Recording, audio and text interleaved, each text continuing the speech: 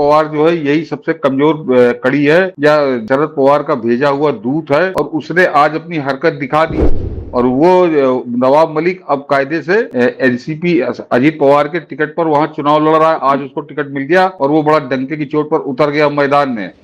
लेकिन जैसे ही उसने टिकट का डिक्लेयर किया वैसे ही एकनाथ शिंदे ने अपनी पार्टी से वहां सुरेश पाटिल को उतार दिया। बड़े मंजे हुए नेता हैं, बड़े ठीक ठाक नेता हैं कि वो जो कूद रहा था अबू आजमी, उसकी सीट आज संकट में फंस गई। उसकी सीट संकट में फंस गई क्योंकि वो एक तरफा मुसलमान की टिकट वोट लेके जीतता था।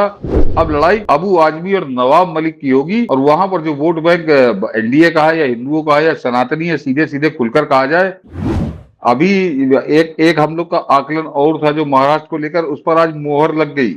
मैंने कहा था ना कि अजित पवार जो है यही सबसे कमजोर कड़ी है या शरद पवार का भेजा हुआ दूत है और उसने आज अपनी हरकत दिखा दी। आज तो बड़ा खुलकर समझिए सामने आ गया। उसने नवाब मलिक को आज आखिरी दिन टिकट दे दिया और वो नवाब मलिक अब कायदे से एनसीपी अजीत पवार के टिकट पर वहां चुनाव लड़ रहा है। आज उसको टिकट मिल गया और वो बड़ा डंके की चोट पर उतर गया मैदान में।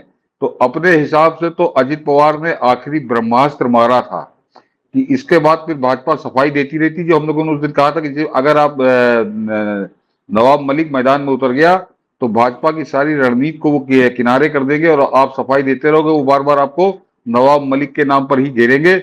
लेकिन मनीष जी वास्तव में अब की बड़ी तैयारी से उतर रही है वहां पर भाजपा कह लीजिए या एनडीए कह लीजिए कि उधर अजित पवार ने ये कुकर्म किया। वो जो दाऊद के गुर्गे को उसको टिकट दे दिया तो कायदे से तो वो एनडीए का कैंडिडेट हो जाता। लेकिन जैसे ही उसने टिकट का डिक्लेयर किया वैसे ही एकनाथ शिंदे ने अपनी पार्टी से वहां सुरेश पाटिल को उतार दिया। बड़े मंजे हुए नेता हैं, बड़े ठीक ठाक नेता हैं। तो और उसको जैसे ही एकनाथ शिंदे ने उतारा और भाजपा ने अपना समर्थन दे दिया। भाजपा ने कहा कि हम इस दाऊद के गुर्गे को हम कतई समर्थन नहीं दे सकते और हमारे कैंडिडेट एकनाथ शिंदे के जो प्रत्याशी हैं उन्हीं को दिया जाएगा। मैंने लिखा है कि अजित पवार और उसकी साजिश लगातार बेनकाब हो रही है। अभी तक अपनी करतूतों से यह संदेह पैदा कर चुका है कि क्या वो एनडीए में शरद पवार का भेजा हुआ गुप्त दूत है। लेकिन एकनाथ शिंदे ने तत्काल अपने मजबूत कैंडिडेट को नवाब के खिलाफ मैदान में उतारकर अजित पवार के इस दांव का मुंह तोड़ उत्तर दे दिया है। और अब जरा समझिए कि अजित पवार ये दांव जो है उल्टा पड़ गया है पूरे इंडी गैंग को।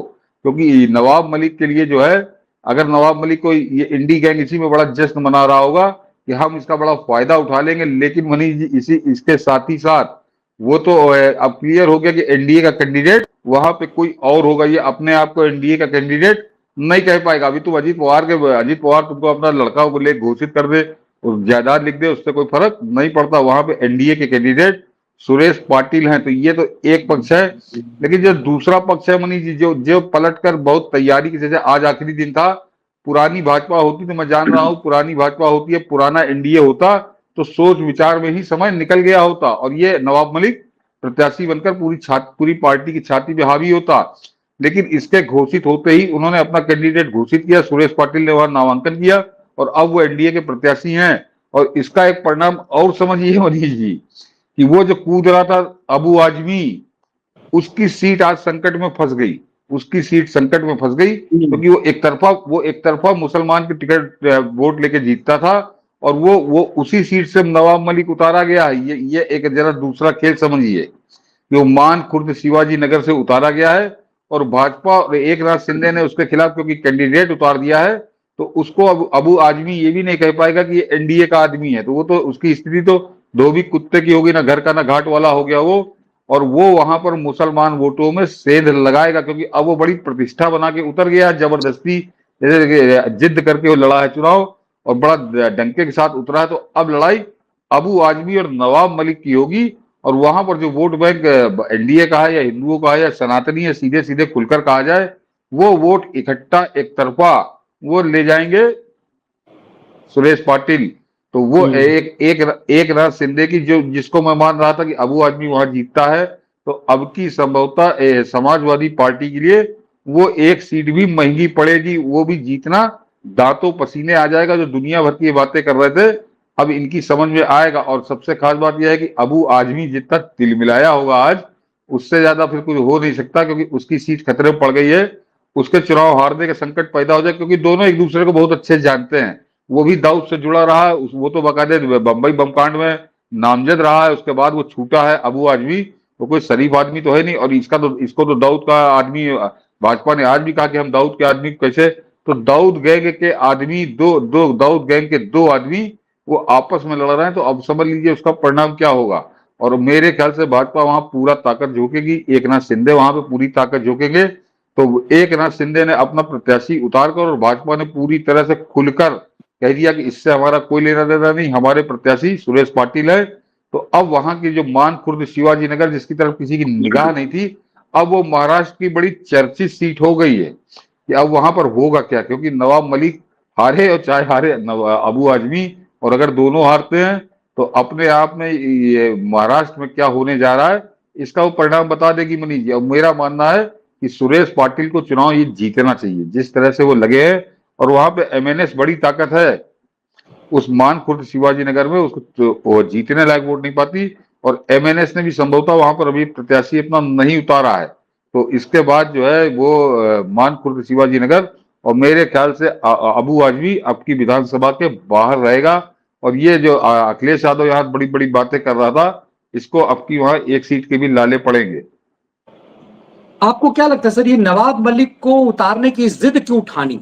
ये तो माना जाता है शरद पवार का चेला है, तो शरद पवार की पार्टी से क्यों नहीं खड़ा हुआ है? मैं इसीलिए कह रहा हूँ मनीष जी, जो हम लोगों ने पहले दिन संदेह किया था वो संदेह आज पुष्टि हो गई उसकी, कि भाई वो पूरा प्लान के तहत था, इसीलिए नवाब मलिक उसको छोड़कर आ गया, इसके साथ आ गया। और उसके बाद ये था कि तुम विधानसभा चुनाव में इसको उतार देना, और अगर ये भाजपा शिवसेना सतर्क ना होती तो फिर पूरे चुनाव में मनीष जी पूरे चुनाव का मुद्दा नवाब मलिक होता। वो इन पे अटैक करते और ये सफाई देते घूमते, तो अपने आप पूरा एनडीए का एजेंडा जो है इधर का उधर हो जाता। तो वो हम लोगों ने जिस दिन हुआ था उसी दिन कहा था, जब इसकी शुरुआत आई थी कि इसको भी टिकट दे सकता है अजित पवार, तब वो बात की थी। तो मेरे ख्याल से बहुत बढ़िया तैयारी की थी भाजपा ने, और इनके इरादे फेल हो गए, क्योंकि अब ये नवाब मलिक को भाजपा के कोटे में या एनडीए के कोटे में कतई दर्ज नहीं कर पाएंगे। ये एक बेहतर चीज है। और बाकी तो आने वाले जो अभी आपने दो मीटिंगें दिखाई है देवेंद्र फडणवीस की, तो वहां पर मनीष जी कुछ बड़ा उलटफेर होने जा रहा है महाराष्ट्र के अंदर, जिससे इनके पैरों के नीचे जमीन निकल जाएगी। ये क्या आपको लग रहा है कि ये एजेंडा इस लिहाज से था शरद पवार का कि ये जो सनातन वोट का जो जो कह रहे हैं ना कि वो देवेंद्र जो भगवा फहरा रहे हैं उसको दागदार करने की साजिश, ये जो कहा जा रहा है कि शिवसेना अब वो नहीं रह गई उद्धव सेना, और लोग वो वीडियो भी आज के डेट में बहुत जबरदस्त वायरल हो रहा है सर, आपने भी सुना होगा, मैंने आपको साझा भी किया था कि जो बाला साहब ठाकरे की हो रही है चर्चा, कहा जा रहा है कि ये वीडियो अकेले है जो महाराष्ट्र चुनाव में उद्धव सेना की जमीन शिवसेना की कांग्रेस नहीं होना दूंगा, नहीं, कभी नहीं। और मुझे जब भी मालूम होगा कि हो रही है तो I will close my shop. आज जो मान सम्मान तुम्हें मिल रहा है शिवसेना के नाम पर मिल रहा है, हिंदुत्व के लिए मिल रहा है, भगवा झंडा के लिए मिल रहा है। इससे गद्दारी करना चाहते हैं या कोई हरामखोरी और मारामारी? नहीं। ये खुद कह रहे हैं कि ऐसी गद्दारी तुम्हारी पहचान शिवसेना के कारण है, कांग्रेस के साथ तो तुम गद्दारी कर रहे हो। गद्दार तो इसका बेटा हो गया, खुद बाला साहब ठाकरे जी का बेटा। बाल ठाकरे के ऐसे अनेक वीडियो बनी जी भरे पड़े हैं, तो इसलिए तो जिस दिन वो भाजपा को छोड़कर जिस तरह हाथ मिलाया था, सोनिया गांधी के गीत गा रहा था, तो सबसे पहले तो इसने अपने बाप के ऊपर जो विश्वास था, जो उनकी विचारधारा थी, जो सिद्धांत थे उनके, उन्हीं के ऊपर छुरा मारा था। तो उसके बाद ये गया था, तो अब इसको दंड भी मिल रहा है और लोकसभा में इसको कुछ कम हुआ है। अब मेरे ख्याल से ये जो विधानसभा चुनाव है, ये इसका पूरा एक तरह से पूरा अंतिम संस्कार इसका हो जाएगा। और इसको जरा गौर करिए मनीष जी की आज की तारीख में इसको कोई पूछ नहीं रहा, ये कह रहा था मैं मुख्यमंत्री का चेहरा, कोई इसका जिक्र नहीं कर रहा। और कांग्रेसी वहां पर अपनी एक रचना बना रहे हैं, और वो पूरी उन्होंने अपने हिसाब से प्रत्याशी खड़े कर दिए। उनकी छोड़ी हुई सीटों पर शिवसेना लड़ेगी, ये अब ये और समझ लीजिए। तो शिवसेना की क्या स्थिति होने जा रही है, वो बड़ी बुरी स्थिति होगी। और ये शिकायत तो बाकायदे बहुत खुलकर आ रही है कि तीनों जो घटक है, चाहे वो शरद पवार का हो, कांग्रेस का हो या उद्धव ठाकरे का, इनका आपस में कोई तालमेल नहीं है। ये अलग अलग सीटों पर चुनाव अकेले एक तरह से लड़ रहा है, कोई दूसरे पार्टी उनका सपोर्ट नहीं कर रही है। तो इससे बढ़िया कोई अवसर भाजपा के लिए हो नहीं सकता, भाजपा कहिए या एनडीए कहिए, तो मेरे ख्याल से जो महाराष्ट्र अभी कुछ दिन पहले तक लग रहा था कि बड़ी टफ फाइट होगी, तो महाराष्ट्र को इन्होंने बड़ा इजी गोइंग बना दिया है। अब आगे देखें 20-25 दिन के अंदर क्या परिवर्तन आता है।